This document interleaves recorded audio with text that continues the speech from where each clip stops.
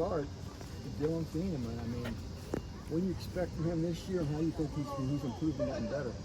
Yeah, I just expect him to be the best version of himself this year. I know he has personal goals and expectations to continue to build on his game, but for him just to come out and be consistent, that's who he is, and for him it's just continue to probably bring the team to the level we need to be at, continue to bring the defense to the level and the standard we need to be at to win games, and that's what I expect Dylan to do as far as growing his game is being that leader for us on the defensive side for sure.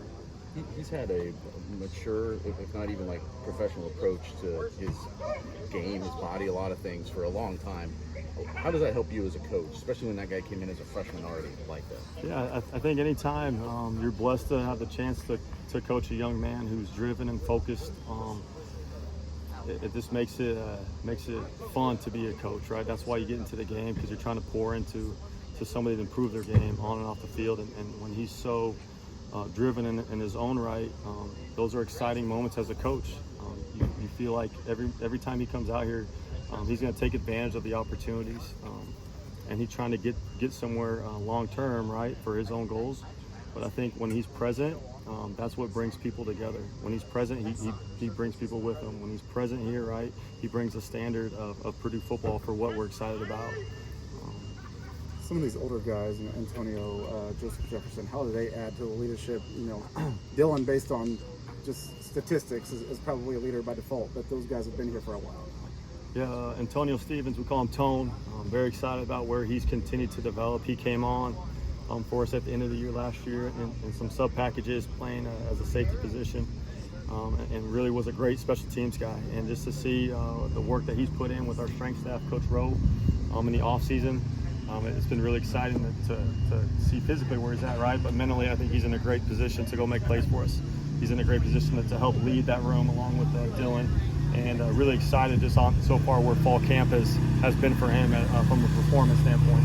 So, and then Joseph Jefferson's another in-state guy who's been here, and he's an explosive player. We'll have a big special teams role for sure, and looking forward to see what he can do defensively for us. Anything jump out? I know it's early on the freshman. I know Corey's been out here, but Ty Hudkins, Luke Williams, you guys back in. Yeah, really excited about specifically the 5 safeties that we brought in. It's 5 freshman safeties. Ty Hudkins, Damon Marable, Corey Beasley, Luke Williams, and Leontre Bradford. All 5 of those guys have had different moments where they've kind of flashed for sure during fall camp. And just, anytime you can run and hit as a young defensive player, people are going to find roles for you on the team, whether it's special teams or in certain packages. And I think those guys are continuing to just come in and put the work in with the realistic expectations that, nothing's given, everything's earned. And those are the guys that we want to continue to build the program around. Those are guys I'm excited to help build my room around and moving forward is those young, talented guys that are just good football players but understand what we're trying to do from a culture standpoint. Corey hasn't been out here recently, but when he was signing, it was kind of like, this is a guy you could put anywhere on the field and you could probably figure out how to play it. How did he end up being the best fit with your group? Yeah, and Corey's story still his journey has just began, right? And yeah, he does have position flexibility, and we're just really excited about where he's at physically. He's put on weight. He's still explosive. He can still run. And we're going to try to use those pieces as best we can. Special teams to returning to defensively as a cover guy, right, and kind of go from there. So really excited about where he's come along for sure. What do you think of Dylan being the return man? Yeah, I think anytime you're a head coach, you're trying to find a way to use your best players. And Dylan was a good high school player, and he could return in high school, right? So give him a shot to do it here because he earned it. Really excited to see what he does with the opportunity with the ball in his hands. How can he continue to help this team in a different role?